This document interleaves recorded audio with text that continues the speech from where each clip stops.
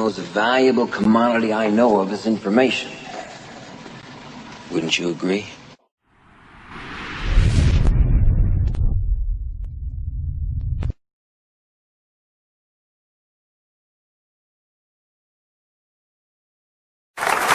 Thank you. Thank you so much. You're very kind. I will be speaking this evening about something that's very dear to my heart. It's not really a canned speech. It's not something that I've memorized. I don't speak from notes. I speak from my heart about something that I work on each and every day in my own life. It is about a process that has been a growth thing for me. The idea of there being levels of awareness, ordinary human awareness and higher levels of awareness, are something that you can do a lot of reading about and you can study spiritual literature. But until you begin to put it into practice and live it each and every day, it really just is something that is distant and more academic. What I will be attempting to do here this evening is to share with you some very specific principles that I have studied and practiced with my family, with my wife particularly, and our children, and my extended family. I am not here to proselytize for any particular point of view. I don't represent any religion. I'm not organizing anybody or encouraging anybody to join anything. I have never been a joiner. I don't pay any memberships anyplace. I really don't think of myself as a very organized person, period. I think a truth is a truth very often until you organize it. And then it becomes a lie very often because the organization becomes more important than the truth that we're attempting to teach. So this is not really about getting people to agree with me. When I was back in school, I had professors who used to say, if you want to understand poetry, or if you want to understand a great novel, or if you want to understand a great movie or enjoy it, what you have to do is practice what he called willingly suspending your disbelief. So that when you go into a movie theater, for example, you will see a two-dimensional screen. And you don't walk in and say, well, that's just a two-dimensional screen with a lot of images that are being projected from the rear of the room from a projector, and I'm not going to allow my emotions to be impacted or affected by a silly little thing like a projector. If you did that, you would not be able to enjoy the movie. What you do is you willingly suspend your disbelief. You just let go of any of your doubts, and you just allow yourself to be entertained for a couple of hours. And you say, like, all right, Nicolas Cage can exchange faces with another man, all right? That's a possibility. I'll buy it, all right? And they can go home and convince their wives, even though they've just exchanged faces and nothing more, which was always a surprise to me, that this thing's really happening. But what I'd suggest to you is that if you argued with that and said, oh, this is ridiculous, or this is just not possible, that you wouldn't be able to enjoy the movie. And I suggest that you take what I'm speaking about here this evening.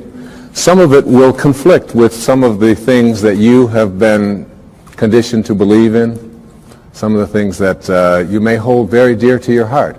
And I'm not here to challenge them. I'm not here to get you to change your point of view. I'm not here to get you to join some organization that I think will get you to be more enlightened.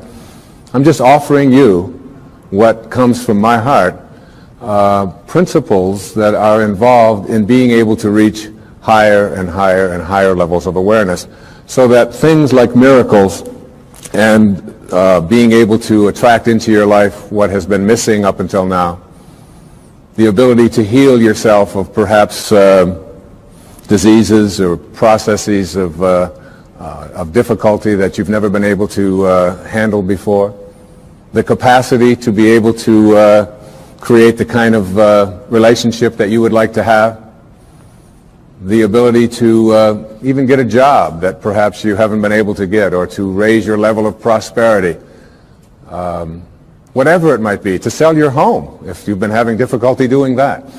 That there is an energy in the universe. There is something that is in each and every one of us. And it's also in the universe. And you are connected to it in a way that is often perceived to be aloof from us, because it's invisible, because it's in the world of what we call spirit, the world that is not material. And I would like to suggest that you suspend your disbelief, allow yourself to know that you're not a human being here having a spiritual experience, but that it's the other way around, that you're a spiritual being having a human experience. And the quality of your human experience is really much more dependent upon how you use this invisible intelligence and how you connect to this energy. And once you have an awareness that you can never be separate from it, that you and it, and whatever you call it, it doesn't matter. It doesn't matter if you call it God, if you call it divine presence, if you call it soul, if you call it spirit, if you call it consciousness, if you call it Christ consciousness, you can call it Buddha consciousness, you can call it Louise, you can call it Edna, you can call it Ralph. Alan Watts once said that you can't get wet from the word water. It isn't the word that allows you to experience water. And whatever it is that you call it is something that is distinct from what it is. When I was walking in here this evening on these beautiful grounds, I saw some people looking at the flowers and the different plants that were growing. And as they were looking at them, there was one person who was obviously an expert, a botanist of some kind, and he was trying to explain to each one of the people what the name was, the technical name for each one of the flowers. And I was watching that and thinking, it doesn't matter what you call it. Can't you enjoy it? Look at that thing. It's orange, and it just came out of nowhere. There's something very profound about enjoying it and being there with it, rather than being obsessed with labeling it. There was a very famous Danish theologian. His name was Søren Kierkegaard. He once said that once you label me, you negate me. Once you place a label on me and put me into a compartment or a category of some kind, I must then become what it is that you have labeled me to be. So that we want to be able to live our lives and to practice principles of higher awareness without being so consumed with what I call ordinary human awareness. And ordinary human awareness is just the recognition or the belief system that I am a human being. Maybe I'm having a spiritual experience, I'm not quite sure. But higher human awareness, what is sometimes in the East called Siddhi awareness. In the West it's been called higher consciousness or Christ consciousness. There's many names for it. But when you get beyond just knowing yourself as this body and this personality and this thing that you inhabit, and begin to realize that who you are is that which was never born and can never die. When you recognize your eternal self. And that's what this program is really about. It's really about recognizing the power, the energy, the capacity to be able to do what it says in some of the most holy books that you've ever read, that even the least among you can do all that I have done and even greater things. And that's not just empty words from Holy Scriptures.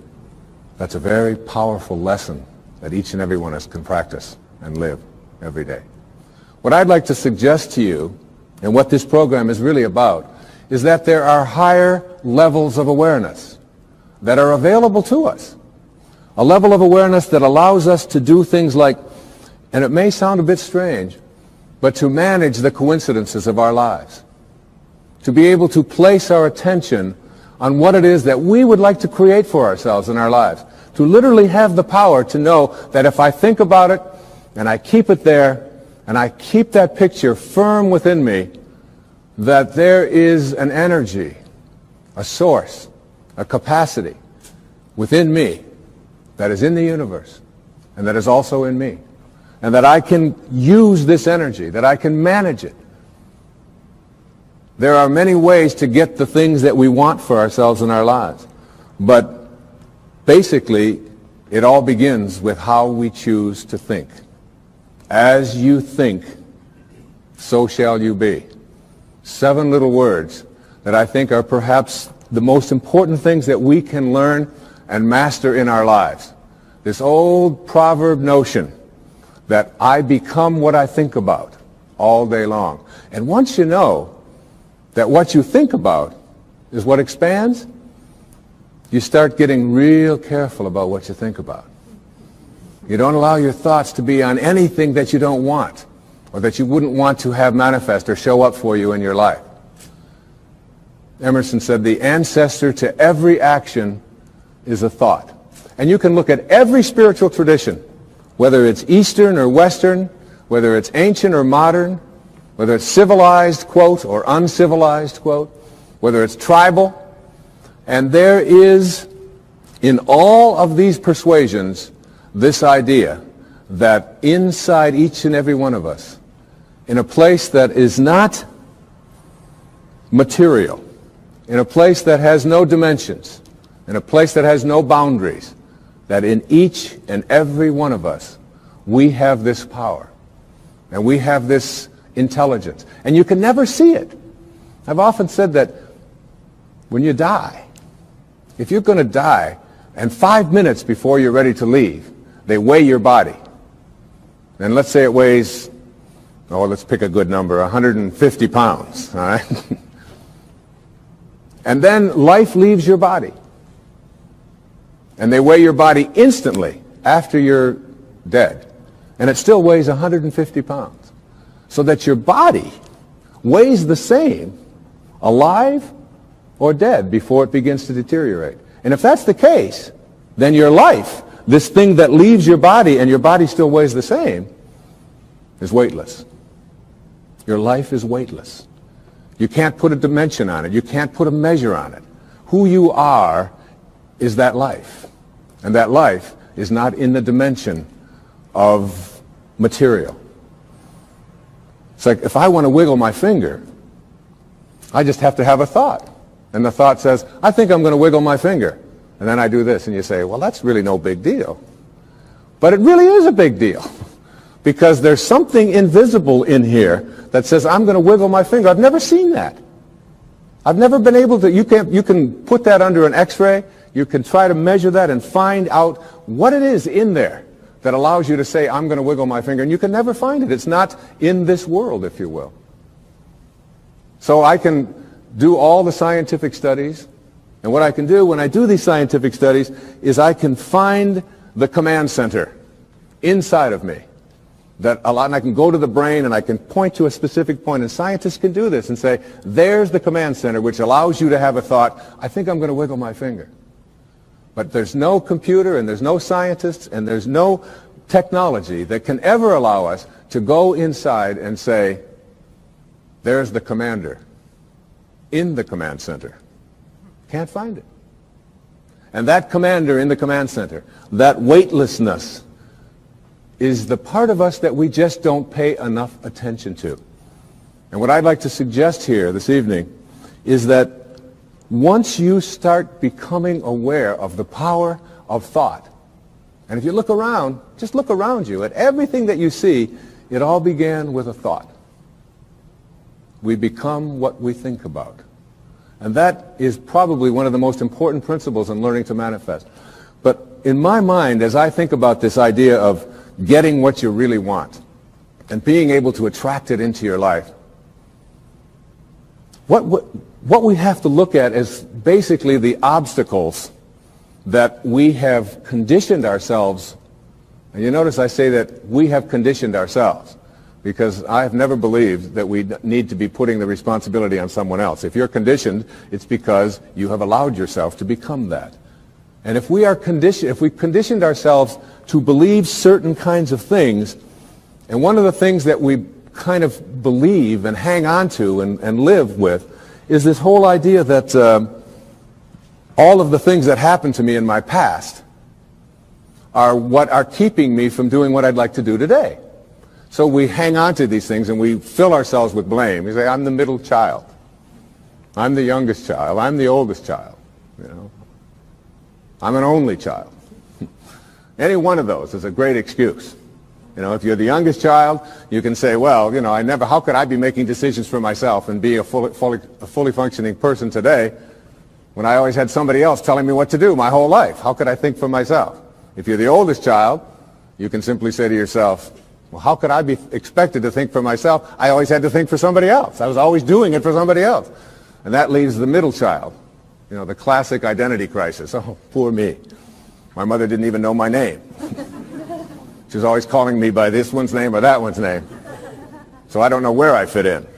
So that takes care of everybody except the only child.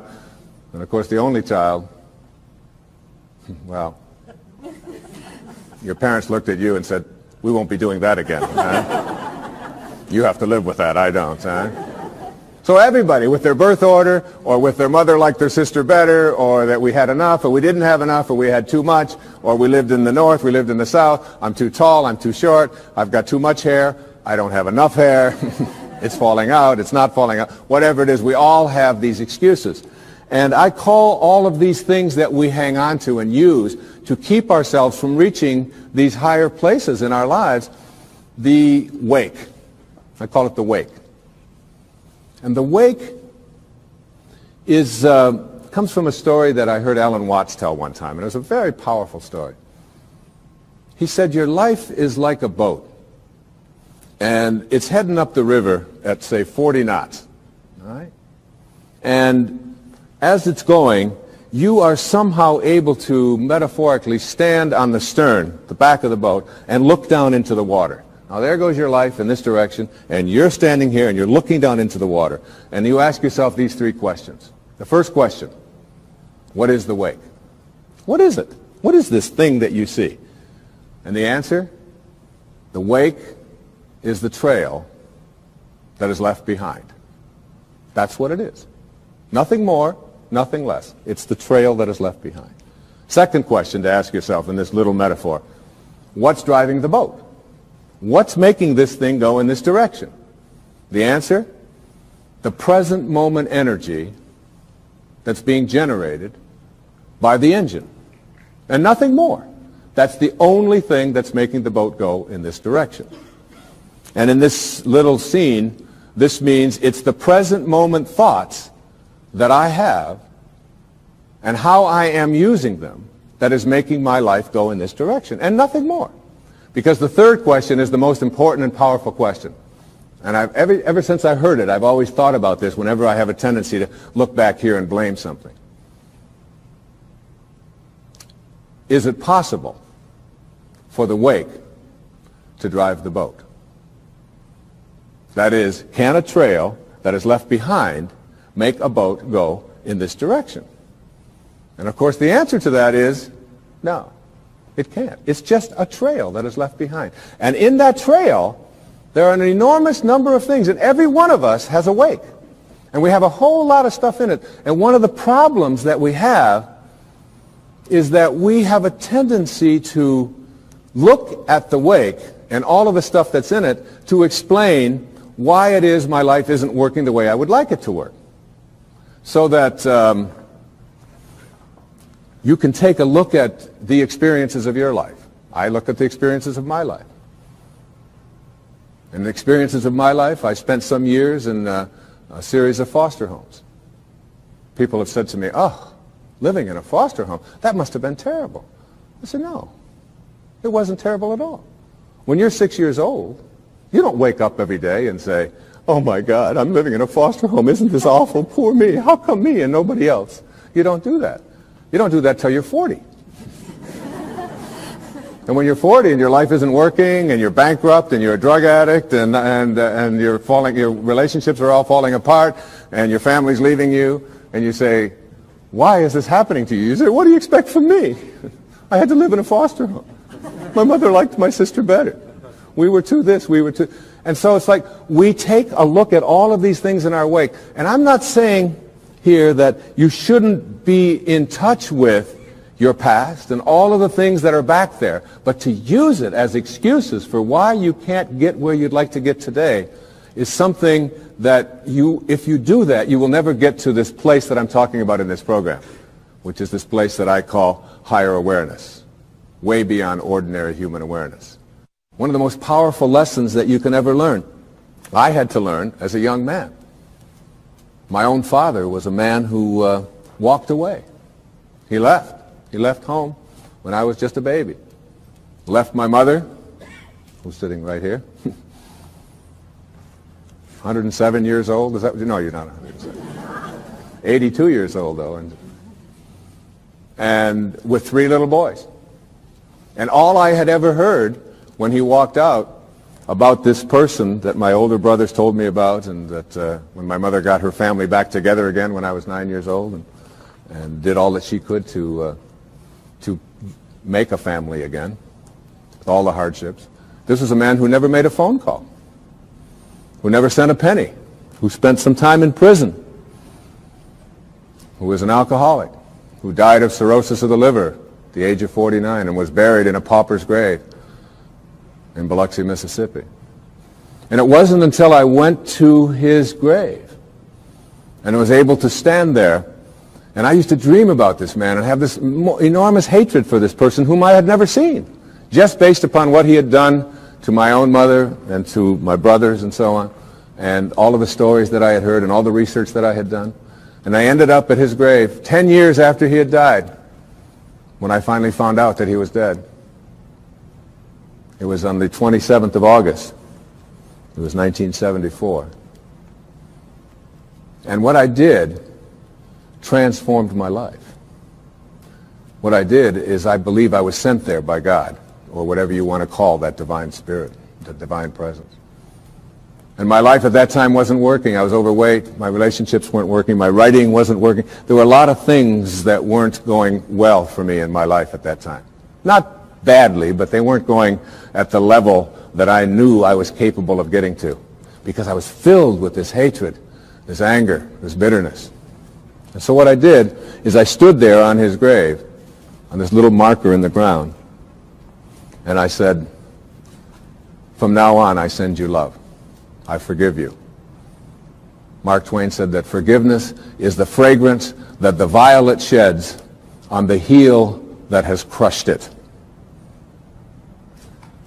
And once I let go of that anger and that hatred and all of my attachment to the bonding that I had done with these wounds, and let go of that and cleared that out of my life, my writing began to take place at a much higher level. In fact, I wrote Erroneous Zones in very, very short time after that. I began to get myself back in shape. I began to eat better. I began exercising, got my weight down, and the people that were supposed to come into my life, like my beautiful wife, who sits here with me this evening, and all of our children, some of whom are here this evening, all of it was allowed to flow when I released that energy of negativity and blame and hatred. They say that you never die from a snake bite. It isn't the bite. And you can't be unbitten. It's in the wake. What kills you is the venom that continues to pour through you long after the bite has taken place. And that's something we have control over and we can change. And I'd like to suggest that what happens is that many of us bond ourselves to these wounds of our past. If I were to cut my hand, just cut it, and watch it, my nature says, close up the wound. And I just have to watch it. And there's no doctor out there, there's no medicine out there that's going to heal that wound. There's a healing stream that I am connected to that will allow that wound to heal. So my nature says, close up the wounds. Don't bond to them, don't hang on to them, close them up. But supposing I say to myself, oh no you don't. There's no way I'm going to let you close up. You see, if I can keep you open, and I can go to you and say, look at this. Say, what happened? Well, look at this cut I've got. Oh, you poor thing. Look at that. It seems to be getting worse. It's getting infected. Isn't that terrible? And if you practice this kind of a mentality, when your nature says close up the wound, but you keep it open, before long you lose your hand. And after that, you'll lose your arm. And the whole organism will be destroyed if you don't let your nature take over. And your nature also says, close up the wounds of your past. Close them up. And oftentimes we ignore our nature. I had a great teacher that came into my life through his writing. His name was Nisargadatta Maharaj. lived in India up until the mid-1980s. And he wrote something called I Am That, which was very powerful and influential in my life. And one of the things that he talked about when he was asked the question, what's the difference between, say, a saint or a highly functioning human being, a spiritual master, a spiritual teacher, and the rest of us, is that they have unconditional love in them and you don't, or we don't? And he said, no. He said, saints have unconditional love in them, and so do you. He said the difference between ordinary human awareness and higher awareness people is that they have nothing else inside of them. That's all they have. And it's almost like we have to learn how to get that in ourselves.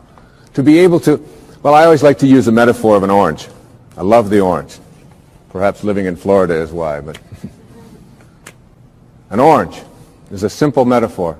You take this orange and you squeeze it as hard as you can squeeze it, and you ask yourself, what will come out? And what comes out when you squeeze an orange? Orange juice. Never, no matter how many times you squeeze it, will apple juice come out. There's no mistakes. You'll never get grapefruit juice out of this thing, ever. The only thing you'll ever get out of it is orange juice. And the next question is why? Why when you squeeze an orange, as hard as you can squeeze it, does orange juice come out? And I asked that question up in Toronto one time. There's a little girl sitting right in the front row. She said, that's dumb. She said, that's what's inside. It has to come out. I said, well, that's the answer. You are really smart.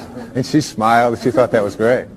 But that's the truth. The reason that orange juice comes out when you squeeze it is because that's what's inside. Now you extend the metaphor and someone squeezes you. That is, someone says something about you that you don't like. Someone behaves towards you in a way that you find offensive. Somebody does something or says something to you that you feel hurt by. And out of you comes anger, hatred, bitterness, tension, fear, anxiety, stress. And immediately you say, the reason that comes out of me is because of how he said it, or the way that she said that, or because they did that. But the truth is, the reality is, that what comes out is what's inside. And if you don't like what's inside, you can change it. Now, if you ask me, how does orange juice get inside of an orange? I would say, I don't know. I can't figure it out. That's a mystery to me. I just enjoy the oranges of my life and give God the credit for that. A lot of people think that other things make them the way they are. They will blame their past, they'll blame their parents, they'll blame the economy, they'll blame the Ayatollah, they'll blame somebody for things that are going wrong in their life. And one of the favorite things that we have to blame for why I'm upset at a particular moment is something called traffic. Traffic made me upset. And I've always reminded myself when I'm in a jam or when I'm on the freeway and I'm trying to get someplace, that traffic doesn't care. That you have within you the opportunity in this moment to really work on these things that are perhaps debilitating or creating anxiety or stress in your life. That these are tests, these are opportunities for you. Traffic doesn't care. Your anger is your choice, and you can always choose to be happy, angry, depressed, miserable, upset, or you can choose to be fulfilled and do something positive in this moment. It's always up to you. I'd like to give you what I think of as the great spiritual teachings of many various persuasions. There's a story that summarizes it. It's the story of what I call the four philanthropists in a village. The conquerors had come through, and they had taken all of the men, or many of the men who were warriors at the time, and they had placed them into this prisoner of war camp right in the village. And many of the villagers knew that their compatriots were imprisoned. And the first philanthropist was a person who had great wealth. And he went to the people who had the prison and were in charge of it, and he said to them, I understand the men are not able to have fresh water and cold water. I would like to donate all of my earnings and everything that I have to purifying the water for them and making sure that all of them will not be sick. And he was granted that. And he felt like he had fulfilled his destiny, that he had done what he was here for. The second philanthropist discovered that the men were sleeping on rocks and that they were cold at night. They didn't have blankets. And he took all of his funds and he said to them, I would like to provide bedding and blankets for the people so that they will be comfortable when they sleep at night. And he was granted that right, and he donated his money for this purpose. And again, he felt that he was fulfilling his destiny. The third philanthropist discovered that the food that they were eating was inadequate, that they were just given beans and water and some bread. And so he said, I own a farm, and I'd like to grow all of my food, and I'd like to take this food to all of these prisoners.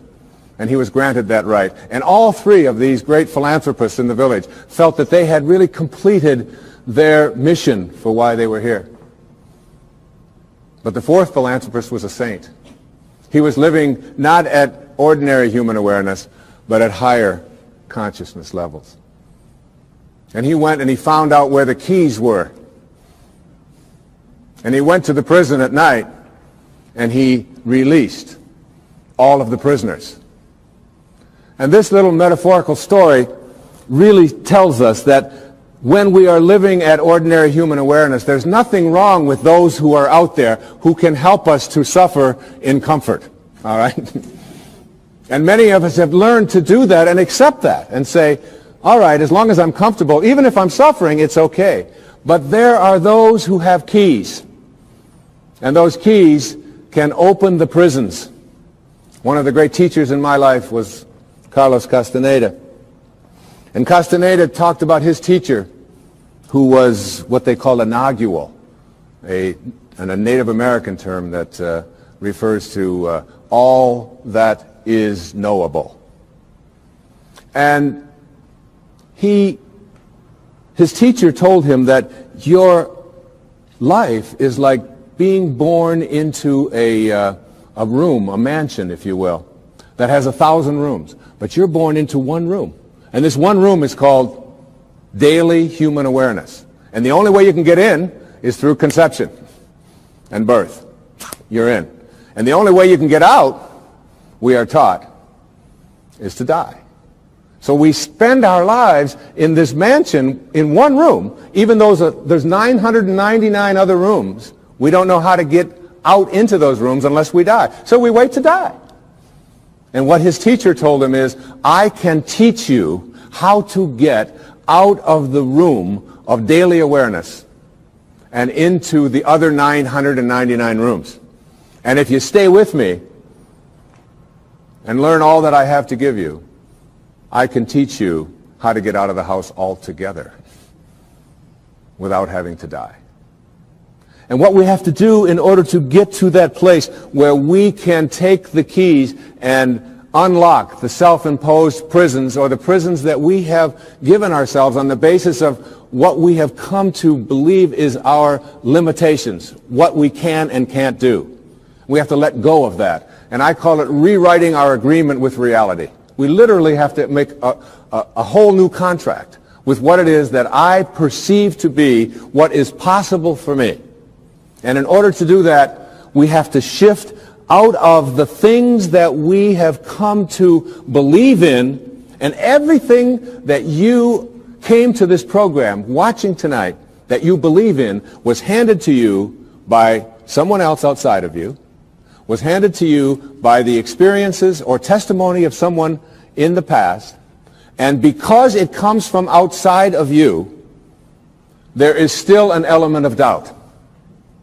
And this element of doubt isn't bad, but it keeps you from reaching higher levels, because what you think about is what expands. And if you're thinking doubt, then doubt is what expands. William Blake said, if the sun and moon should ever doubt, they would immediately go out. So how do we get past what we believe in, or what has been handed to us, and still honor it and be grateful for all of the teachers and all of the people who have come before us? So what we have to learn to do is let go of that tribal consciousness and shift to what I call a knowing. Now, there's a big difference between what you believe and what you know.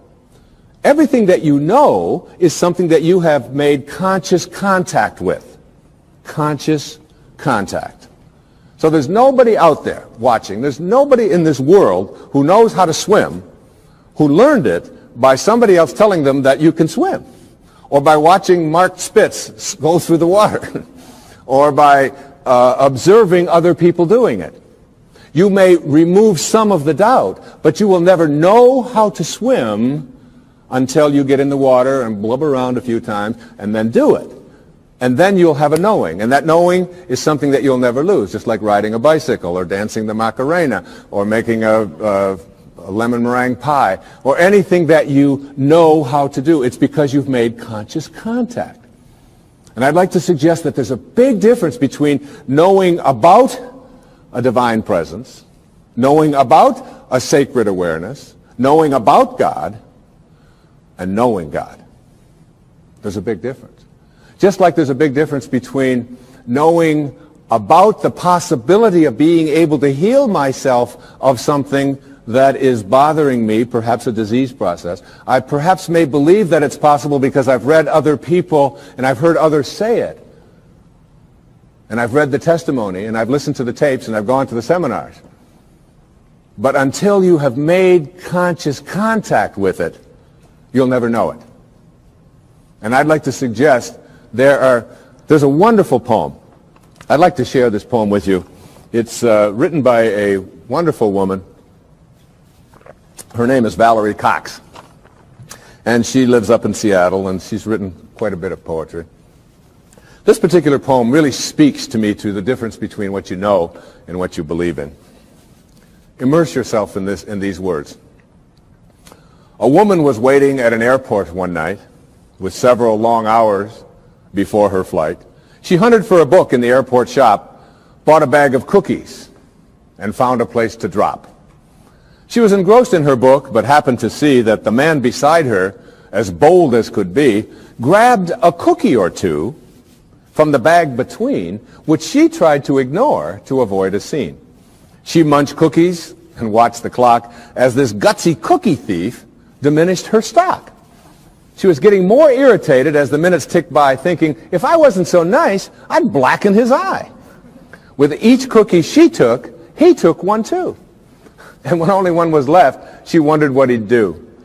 With a smile on his face and a nervous laugh, he took the last cookie and broke it in half. He offered her half as he ate the other. She snatched it from him and thought, oh, brother, this guy has some nerve, and he's also rude. Why, he didn't even show any gratitude. She had never known when she had been so galled, and sighed with relief when her flight was called. She gathered her belongings and headed to the gate, refusing to look back at the thieving ingrate. She boarded the plane and sank in her seat, then sought her book, which was almost complete. As she reached in her baggage, she gasped with surprise. There was her bag of cookies in front of her eyes.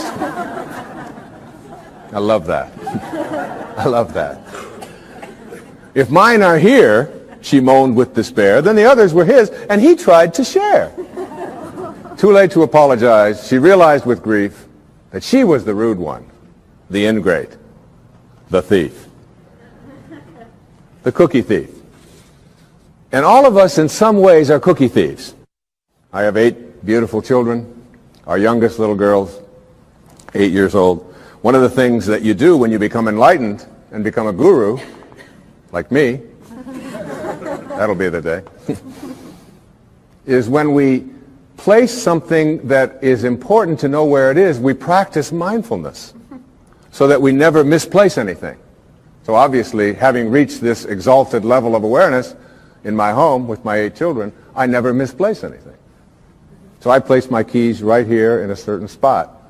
But my little girl has this wonderful habit of taking my keys and hiding them on Daddy in the morning so that she can watch me flip out as I look for the keys. And I'll say, Sage, how many times has Daddy told you, don't hide my keys in the morning? Daddy, you told me not to do it. I don't hide your keys anymore. Come on. Where'd you put my keys? The last time they were in your dollhouse. Where did you put it? Daddy, you told me not to do it. And then, of course, my 12-year-old daughter, Serena, loves to just assume this stance. She's watching me raise my voice. She'll say, I wonder what all those people would think of Mr. Positive if they could see him right now. Huh? Get lots of reminders. So I give up. I say, look, when I come back out here, I want those keys here. And I go back and I get my clothes on and I reach in my back pocket, and there are my keys.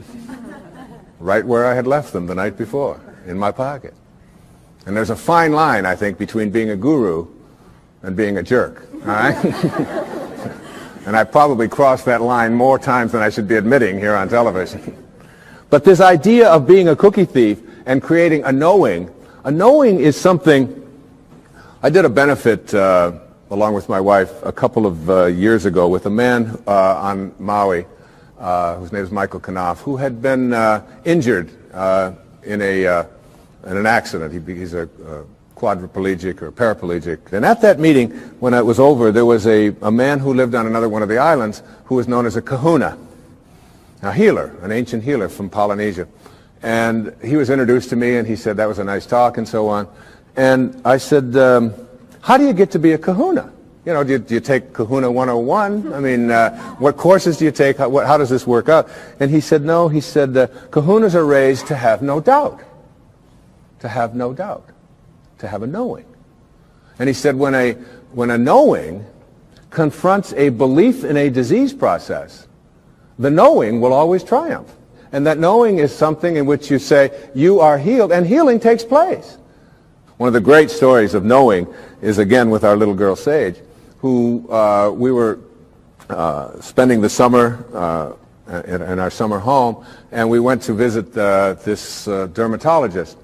And Sage has had this thing called flatwarts for the last, since she was 2.5 years old.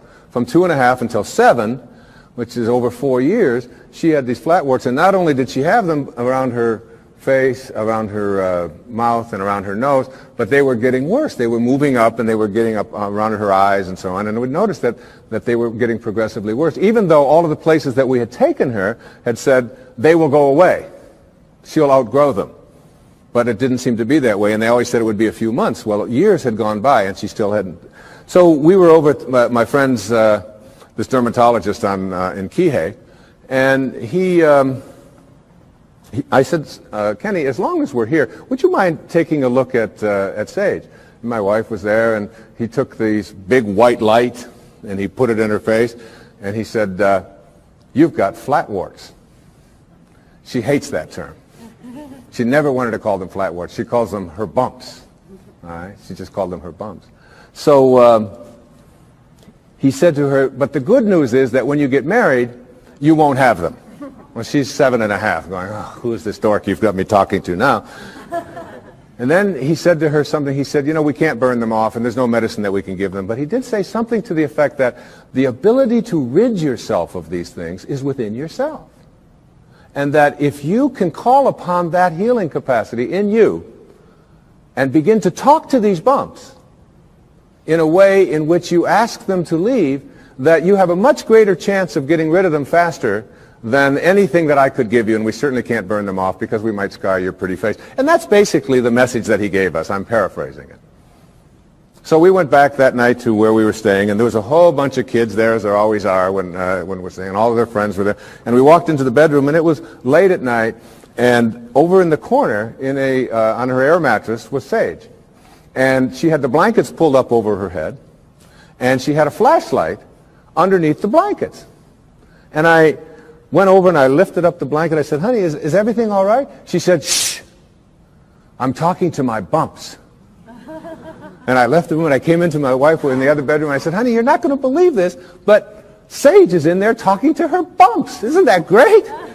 The next night we did the same thing. That was the second night. The third night, the same thing. Now that was on Friday. This happened on Monday. On Friday, as God is my witness, on television, every single one of those bumps was gone and has never reappeared since. A knowing. You see, there is a stream of healing that is something that we can plug into. It's very much like electricity. People say, well, in ancient Greece there was no electricity. There was electricity. We just didn't plug into it. That's all. And there's a stream of healing. And when we go into that stream of healing with a knowing, we go to a higher level within ourselves. And we don't allow any doubt in. Basically, in every single one of us, every human being out there, there are two of us. There's two people. The first person in each person is called the ego, or I call it the ego. E-G-O. Earth Guide Only. All right? This is the part of us that says who I am is separate from you, separate from God, separate from my environment, and therefore I'm in competition with, and my value is based upon how much I get, how much my stuff is worth, how much better looking I might be, or how much more attractive I might be, how much more money I might have, the value of my possessions, and so on. What is mine? So it's not mystical awareness which says I am connected. It is that individual lower level of awareness which says my ego. This is mine. Also in each and every one of us there's another person. And this other person is called what I call the sacred self, or the higher self. And this sacred or higher self really doesn't care how much you get. It doesn't care who you're better than. It doesn't care how much stuff you have. It's not interested in any of that. The problem is that we very seldom listen to it. We pay very little attention to it. This higher or sacred part of us wants only one thing. It wants us to be at peace. At peace. Whatever choice you make in every interaction you have, make the choice to be at peace, your sacred or higher self says. Whereas your ego says, oh, no. It's much more important to be right. And so we find people in relationships struggling a lot. And one of the things that they struggle about is who's right and who's wrong. Most of the fights that you have in your relationships really basically, oftentimes you forget the details. But it's basically about who's right and who's wrong. So that if you want to have your higher or your sacred part of you ruling in your life, I suggest this to you. Practice being kind rather than right. When you have the choice. And you have the choice in your relationships with your spouse and your ex-spouse, with your parents, with your grandparents, with your in-laws, with strangers on the freeway, with flight attendants, with waiters, with whomever you interact. If you can just subdue this ego part of you which says, it's important for me to be right, which will introduce you to stress and anxiety and fear and so much of the stuff that I talked about earlier, and instead say, how can I suspend this part of me and allow the part of me that wants to be at peace, that wants to be happy, that wants to be fulfilled. And if I said to you, I'm going to give you a magic wand, and with this magic wand, I am going to allow you to just wave it and get anything that you want. Whatever you want. You can have this, you can have this car, you can have these nice clothes over here, you can have this home, whatever it is. Or I said to you, in lieu of that, I'm going to give you another wand, and you can wave this, and for every moment for the rest of your life, you'll be at peace. Whatever comes along, you'll be able to choose peace. And basically, we know that we're only here for a very short time. And being able to choose peace, which is what the sacred part of you begs you, the higher self. Once you get that, you begin to shift away, and you stop telling yourself that the people who are close to me, in relationship with me, are the people who don't belong there. I remember my wife and I, we often talk about this, and we've been together a long time. We've had many children together, and we have a very wonderful, loving relationship. Thank you. But we'd often, and one time I said to her, or she said to me, you know, we love each other, but this doesn't sound like love. Sometimes the way we talk to each other doesn't sound like love. Let's practice with each other, being kind rather than being right. And it was transformative that when we had that walk. And doing that with your children, and doing that with a waiter. I mean, a waiter who comes to you and is like, you know, hassled and frazzled and has been busy and all of that, and your ego says, wait a minute, I'm here and I'm important, and I have a right to be served, and I have a right to be served now. That's the ego part of you. If you can suspend that and say, you know, you are a lucky man tonight. You got somebody who's dealing from his sacred self. And I understand. And you take your time, and you come to me, and you bring it at your convenience, whenever you can. I'm willing to suspend my... And you know what? You'll get served so fast, and with such gratitude, just for being kind, if you practice it.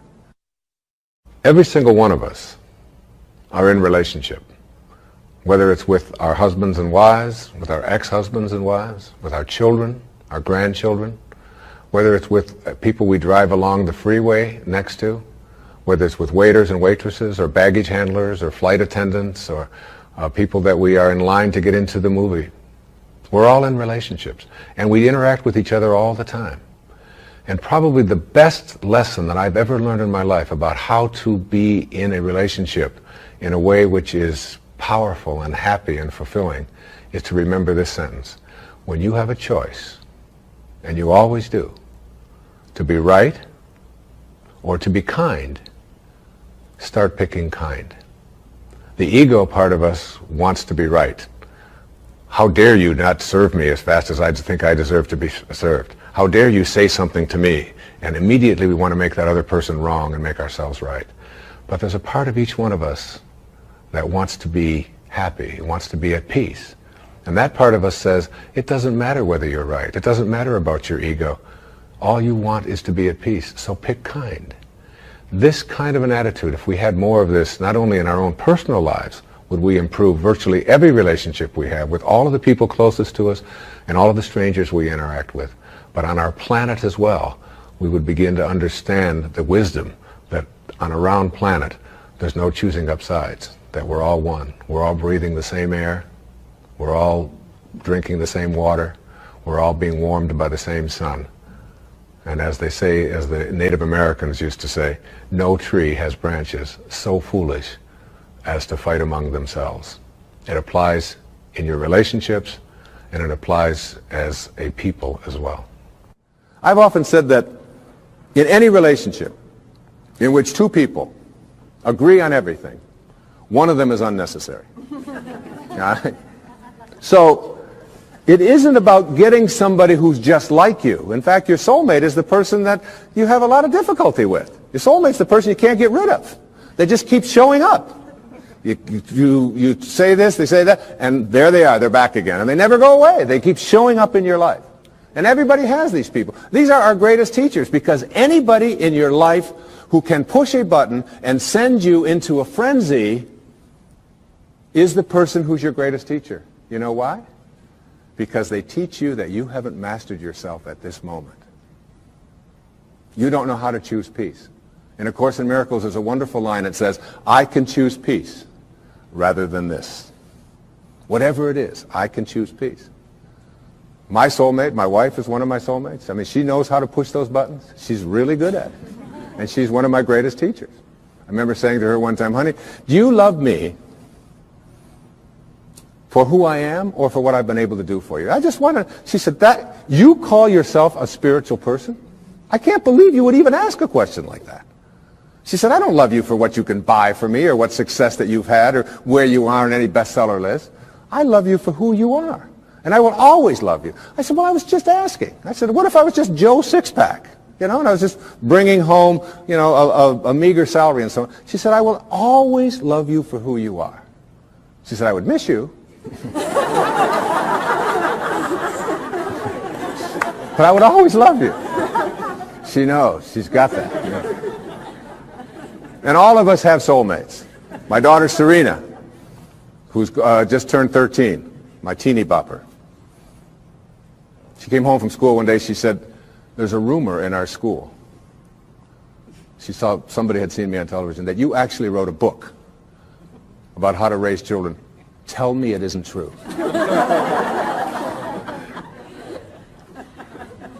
I said, honey, you can come and hear me speak. Would you like to come and hear me speak? I said, people actually pay to hear me speak.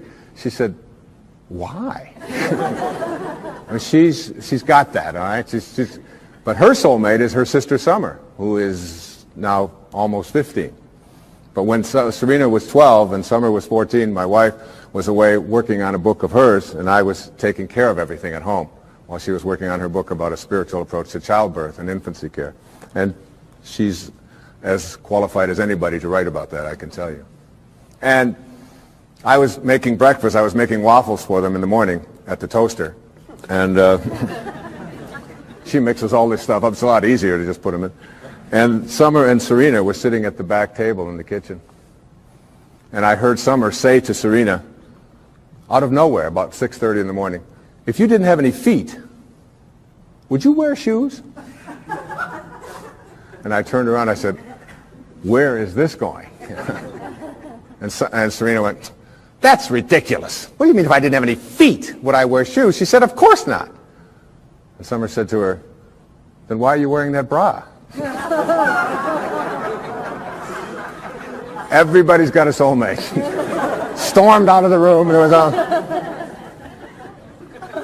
But it isn't the people who agree with us. It isn't the people who tell us the right thing. It isn't the people who always find us, just perfectly smelling good and so on.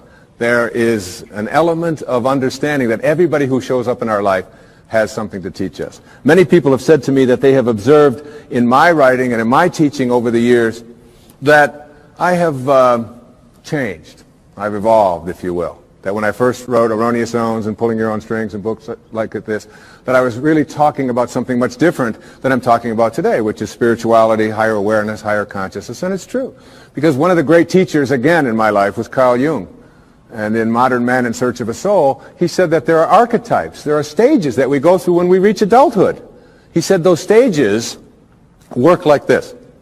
He said it starts out with the athlete when you reach adulthood. And he called it the athlete, not as a put-down of athletes, but as the time in our adult life when our primary emphasis is on our body.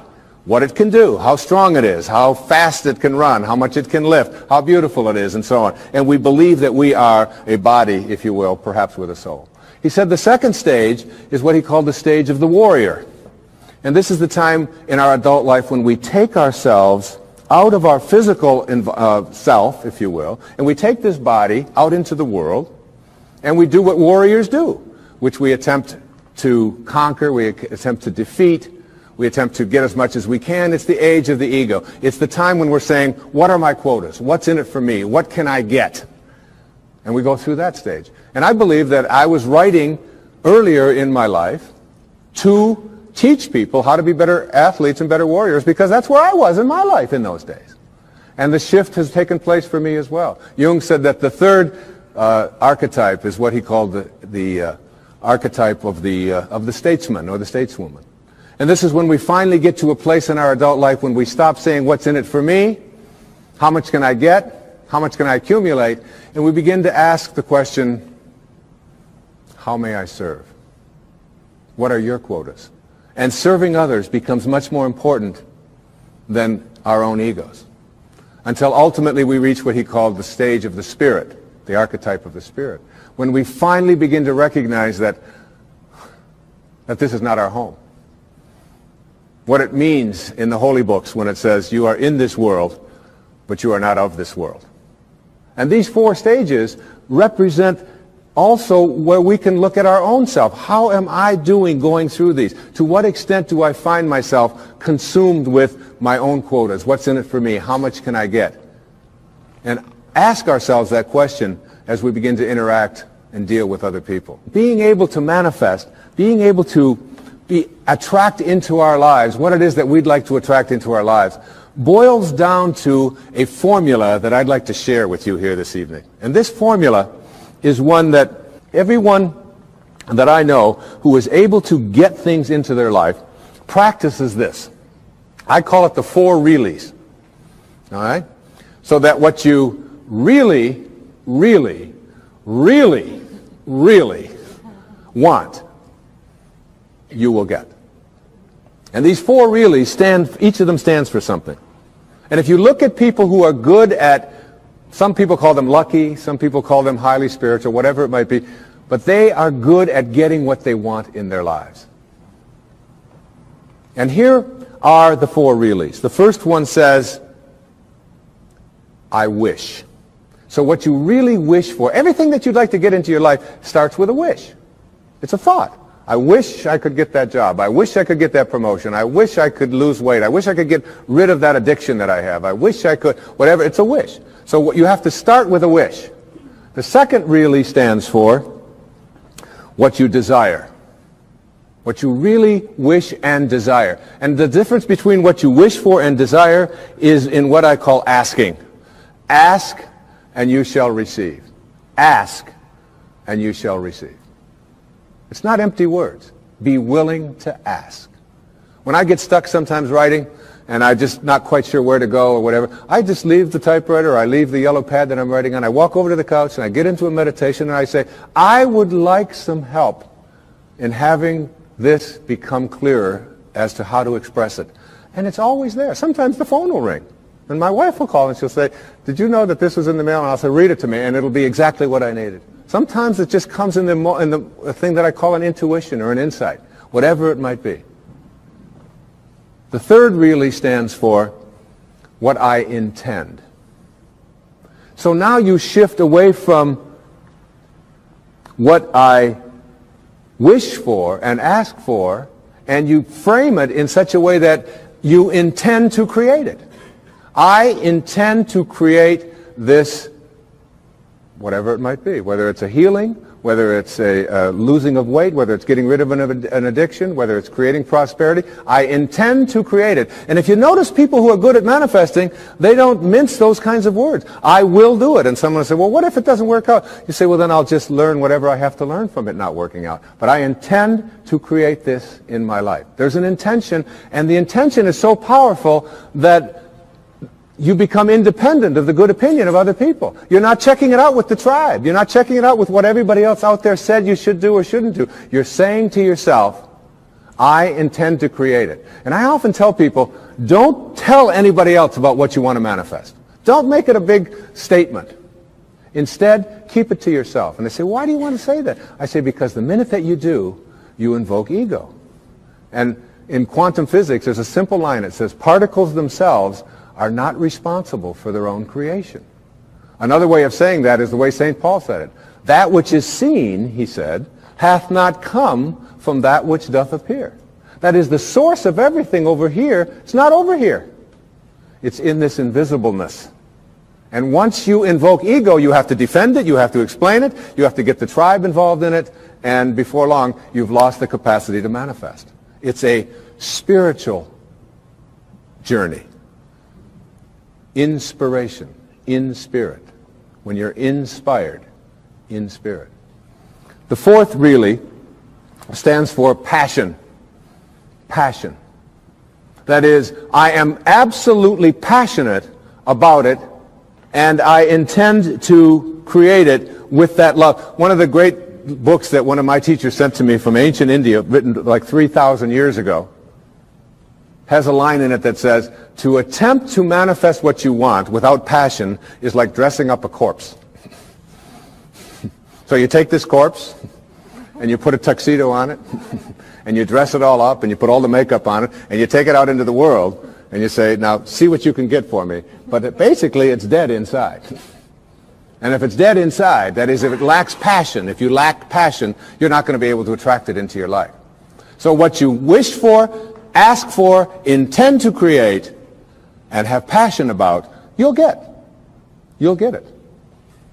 That's the good news. The bad news is that what you really, really, really, really don't want, you will also get. And this is one of the most difficult things for people to understand.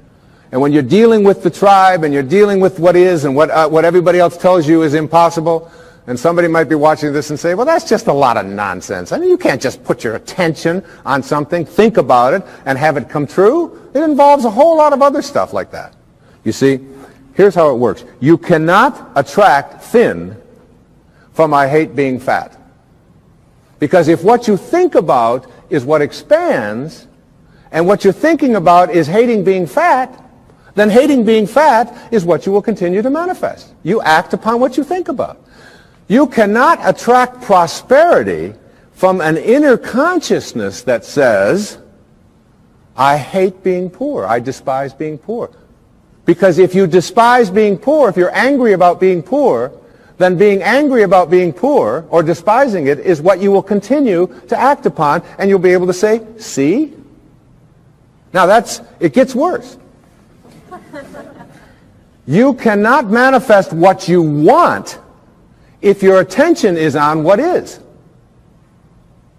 If your attention is on what is and the circumstances of your life, that's where your thoughts are, then you will continue to create what is into your life. You've got to figure out a way to get your mental images, your energy, your attention, your higher awareness off of what is and onto what you want. And every time your thoughts are on what is, you shift it to what do I want? And it's even worse than that. You cannot manifest what you want if your attention is on what always has been. This is the way things are. You'll hear people say it to you all the time. These are the circumstances of life. Don't you understand? This is reality. Wake up. These are the way things have always been. There's always been poor people. You're one of them. That's just the way it is. And you watch that person, and being poor continues to manifest into their life. If you keep your attention on what always has been, then what always has been is what you'll continue to manifest. As you think, so shall you be. These aren't empty words, folks. This is reality. And the worst and ugliest of all is this.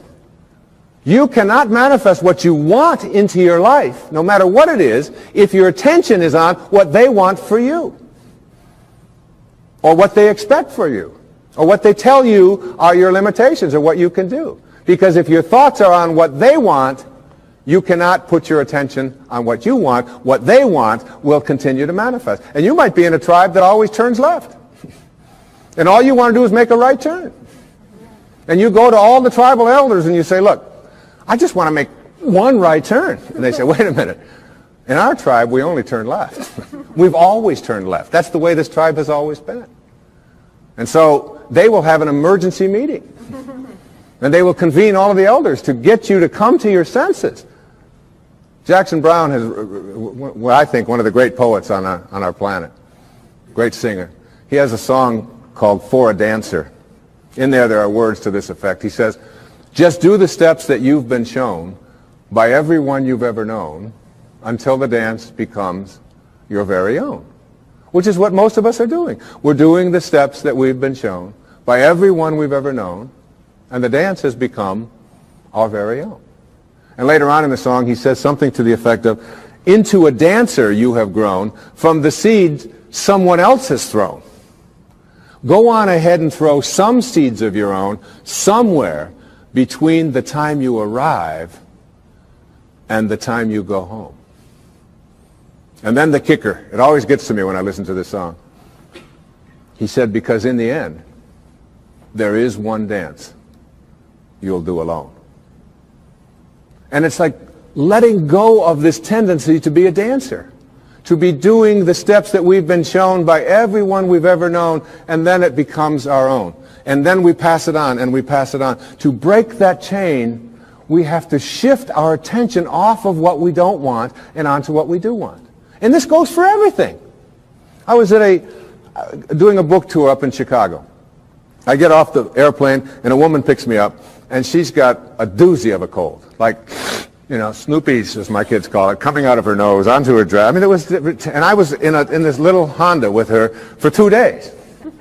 And so I said to her something to the effect, I can't remember what it was. I know she didn't like it, but I said something to the effect of, oh, it's been 20 years since I've had a cold like that. And she said, oh, that's just what I needed to hear. It's people like you who go around telling us, normal, mortal human beings, that when we have a cold we should be feeling guilty. She said, I don't appreciate that at all. She said, colds are just things that happen to us. I said, well, I understand that. I said, but I just don't think like you. She said, well, what do you think? I said, well, tell me what you think. You're the one with the cold. She said, well, I think colds are viruses and that they're in the air. And they're going to land on us every once in a while. And when they do, we shouldn't be feeling guilty about it and feeling bad about it, and people like you writing books about it to make us feel worse. I said, look, we're on the same page here. I said, I believe just like you. I think that colds are in the air, and that they're viruses, and that they land on us. She said, well, how come you don't get a cold then? I said, because when they land on me, I talk to them. She said, you talk to viruses? I said, of course. She said, well, what do you say? Well, I say to it, look, you've landed on the wrong immune system. I'm not going to talk about you to anyone. I'm not going to complain about you. I'm not going to give you any attention. And you have no room to flourish on this immune system. You're just not going to do your work here. But there's a lady in Chicago who's waiting for you. Now, you laugh and you think that that's silly, but I'm telling you that when you keep your attention on what you don't want is what will keep manifesting into your life. Addictions have been described as never getting enough of what you don't want or what you despise. So we keep our attention on what we don't want, and what we don't want is what we keep seeking after, and then we despise it. When we put our attention on what we do want, when we shift to a place called unconditional love, and begin to view it as something that I don't have to be dependent upon, you can shift right out of it. The currency for attracting what we want into our lives is our thoughts. As you think, so shall you be. Begin to place them on what it is that you want, and you'll start seeing it shift over and over again. And people who are terrific at getting what they want, you start getting inside of their head and say, what do you think like? How are you organized in here? And you know what they always say? I never, ever allow my thoughts on anything that I don't want. And no matter who out there is saying, yes, but you can't do this, yes, but you can't do that, I never allow that kind of energy. I shift away from that energy instantly. That's what separates great masters from ordinary human awareness.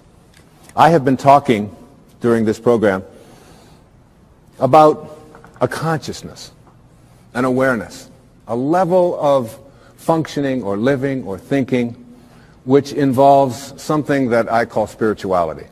It isn't restricted in any religious way. It is a divine intelligence, an organizing intelligence that is everywhere at once. Some people call it God. Some people call it soul. Some call it spirit. Back in the times of slavery, there was a young man. His name was John Newton. He was 23 years old. And he had what is called in Japanese it's called, excuse my Japanese, but it's called satori. I'd love to say that. Satori, S-A-T-O-R-I. And it means instant awakening. The idea that you can create something in your life now.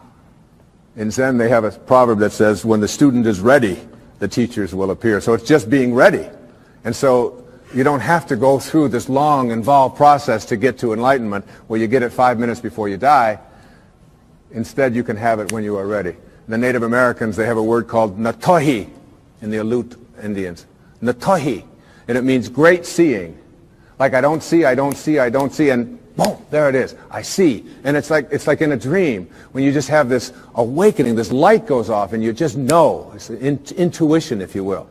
Intuition has been described as, if prayer is you talking to God, then intuition is God talking to you. It's like hearing that voice, and you know it. And John Newton, this 23-year-old sea captain, had a ship full of human cargo that he was bringing from the west coast of Africa to the New World as slaves. And he had this satori, this awakening.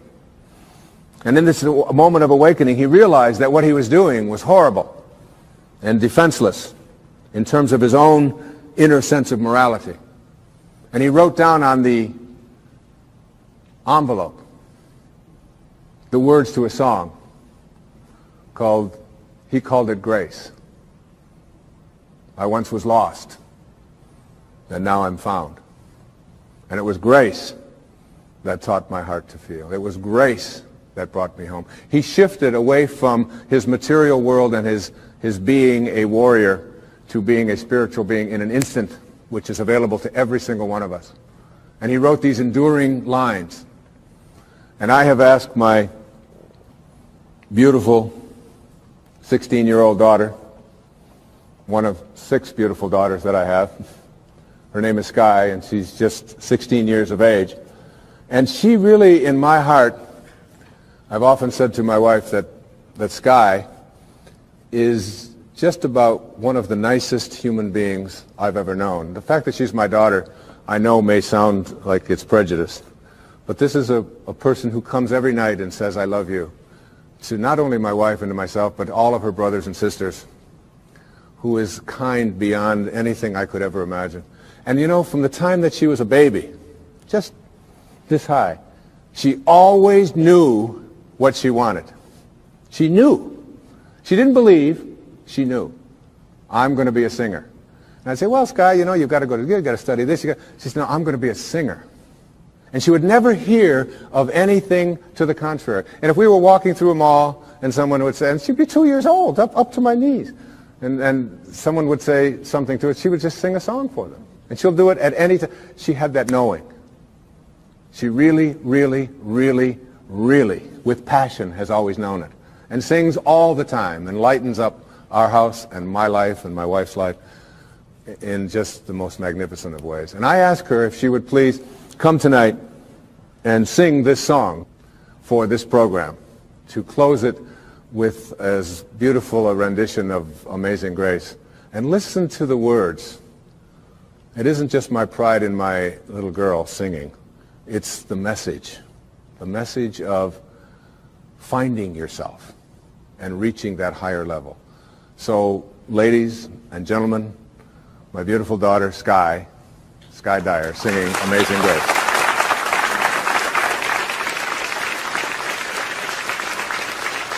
The most valuable commodity I know of is information. Wouldn't you agree?